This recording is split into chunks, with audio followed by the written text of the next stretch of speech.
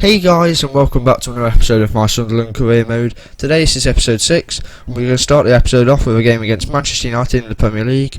We are currently unbeaten in the league, which is kind of, well, Leicester are not unbeaten in real life, but it's kind of what they're doing. So let's get into it.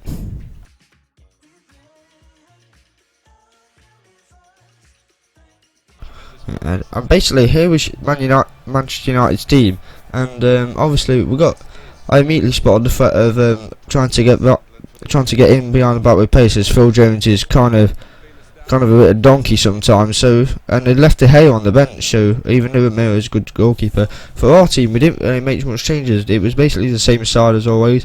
I was still looking though to get a left back in.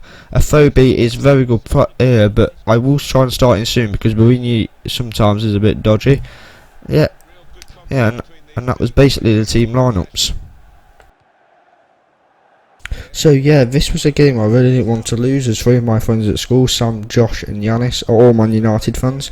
And we have our first chance of the game here with a fantastic long range shot by Janivir, and it's beaten off easily by, well, not very easily, by Sergio Ramiro, and it ends up with a corner. So yeah, this was United's first real chance. Matty Darmian plays a good 1-2 with Wayne Rooney. Jermaine Lens wins the ball but doesn't clear it. Daley Blind plays it back into Rooney, but he's shot saved by Pantelimon, and then David Lopez with a fantastic tackle to deny them scoring, and we get it away. So into the second half now, and apart from a Rooney chance at the end of the first half, not much happened. It all starts here though in the second half when Kostic wins the ball on the halfway line, plays it to David Lopez, and it's basically a decent attack from here. Lopez plays it into Defoe, he gets past Darmian and scores. It's a good finish in the top corner actually. And yeah, we're really punching above our weight at the minute.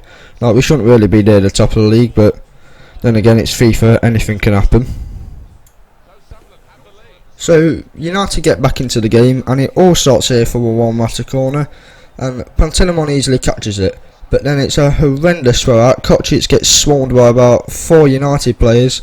Rooney gets into the box, and there Koulibaly with a last-ditch late tackle on Memphis Depay, and the referee gives the penalty. And Koulibaly is, well, there's no. Just look at this, like, what the hell is this all about? And flipping Valencia, and then flipping Van Arnold. It wasn't Van Arnold, it was someone who fell over afterwards, and Rooney would step up from the penalty spot and slot it in, sending Pantelimon the wrong way, and it would be 1-1.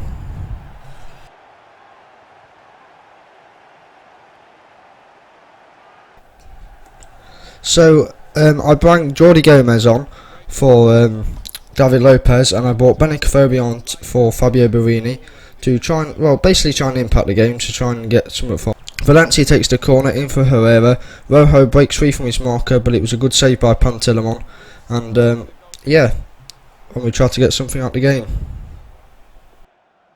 So not much happened for the final 10 minutes, and at the full-time whistle it was a respectable 1-1 draw. Yeah, so we were still up there, and it was a good point. So for the next game I wanted to change things up a bit, because I feel like I've been sticking with the same side for the last few games. So as you'll see, I bring Duncan Watmore in for on the wing, but before I bring Fabio Borini off. I feel like he hasn't been impacting the games as well as I want to. Afobe comes in, and there Watmore comes in for Lens. I'll put him on the right side, and in we go to the game. So as you can see, eventually in the 20th minute, this game burst into life with a fantastic shot from 30 yards from Janivir. Adrian only just, and I mean only just, saves the shot, and I had to go, as you can see, I had to go to the instant replay to see if it went in, because it was really close.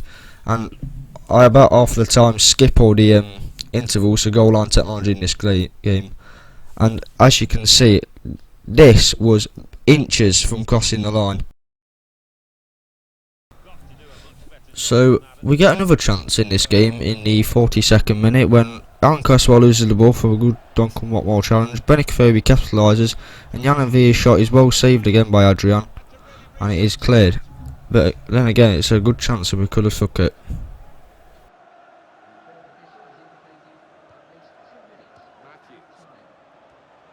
Into the second half now, and Victor Moses takes some good strides down the wing, and flipping comical own goal by Sebastian Coates, although Costil Pantilimon was in absolute no man's land. And, well, that's Sebastian Coates for you, and that is 1-0 West Ham. And basically, if you just look at the replay when it eventually comes up, you will see it's one of those awful comical own goals. Look at that, it's a fantastic volley right into the keeper. We don't see it all, but then again, who wants to? But almost immediately we get ourselves back into the game. Kostic links up well with Lopez. He plays it to Defoe, and the on-running Afobe gets the ball, and it's a fantastic finish into the top of the corner, and almost immediately we are level. A great way to respond, and now we wanted to really kick on and get the winner and get 3 more points. So there it was, full time, and one thing that frustrated me about that game was the amount of times the AI passed the ball around the back. It was really frustrating. I couldn't get the ball from them. The computer rarely attacked on world class, and I was disappointed. I was expecting more of a challenge. The 2 players I dropped before the game, Barini and Lenz, came on for their counterparts who replaced them in the team, Watmore and Afobe, but nothing really happened for the last couple of minutes, and it finished 1-1. So I made no changes for the trip to West Brom. I thought the team played alright last game, to say it was world class and a difference. But having a look at West Brom's side, obviously Will Buckley's there, who we sent on loan to them, and I thought we had a good chance of winning. But yeah, this is basically what happened. So the calamity starts here really. Costil Pantilimon throws it out to Sebastian Coates, and being Sebastian Coates, he loses it to Solomon Rondon, and Solomon Rondon being Solomon Rondon, he puts it in the back of the net, just like he did at Zenit. So yeah, fantastic start. The thing is though, West Brom were playing really well. As you can see there, Koulibaly gets absolutely sold. Thank God I think it was David Lopez was there to make the tackle, correct me if I'm wrong. But yeah, West Brom are playing really well. As you can see later in the game, Stefan Sessignon gets involved, and he really does make a nuisance of us.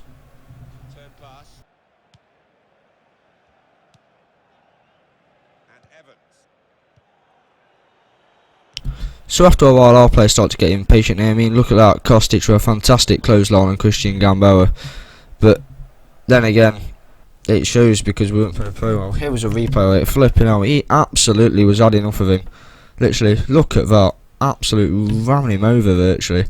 It wasn't a clothesline really because he was facing the other way, but just threw him to the ground. Look at that. Absolutely no nonsense from Kostic. This is what I meant about Sessignon. Look, he absolutely rips off our team. I don't know who that was first time, and Van Aanholt it was.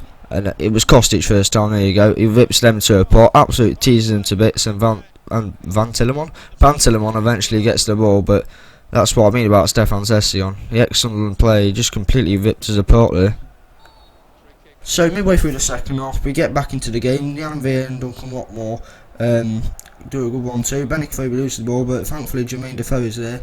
And then he goes on a rampage and takes on a few of them. But he loses the ball, but luckily Benny Kofobe gets it back, and Defoe squeezes it into the box, and Kostic is there at the back post to make it 1-1. And thankfully the goal came at that minute, because we were starting to play a bit better now, because we weren't really playing well in the first half, and it was a good finish by Kostic at the back post as well, and now we really did have the momentum. But sadly, straight away though, West Brom going on the attack, and I apologise, it was not midway through the second half, I'm getting my mix up. It was early in the second half. Christian Gamboa here plays a lovely ball into the box. Dan Fletcher gets on the end of it. Costil Pantilimon saves it, but he cannot. It is too powerful for him, and sadly it is 2-1 almost immediately. And it just took the momentum out of us at that minute, because we'd started well, and it really just did take everything out of us. And from then on, things didn't happen for us. As we see, a good attack starts here with Duncan Watmore sending Adam Matthews down the right.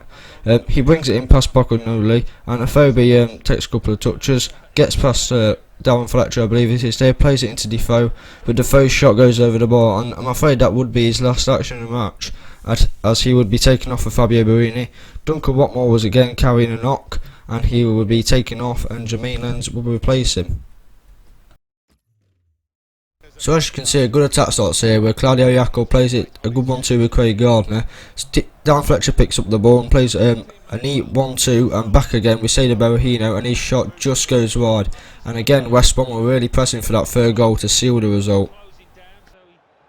The final whistle goes and it's all in vain for us in the end. We lose 2-1. We did bring Sebastian Larsson on later for Jan and Villa, but it didn't do much to differ the result. But in the game, I wasn't really impressed by Jermaine Defoe. I thought he had a really poor game. I think West Brom defended very, very well, and they really did play well, better than some of the other teams I've played. And yeah, that was our first loss of the season. So I will leave you with the league table for now. Arsenal lead the Premier League, as you can see, but from Chelsea and us in third place. Swansea, Leicester and Bournemouth are in the relegation zone, if you didn't see.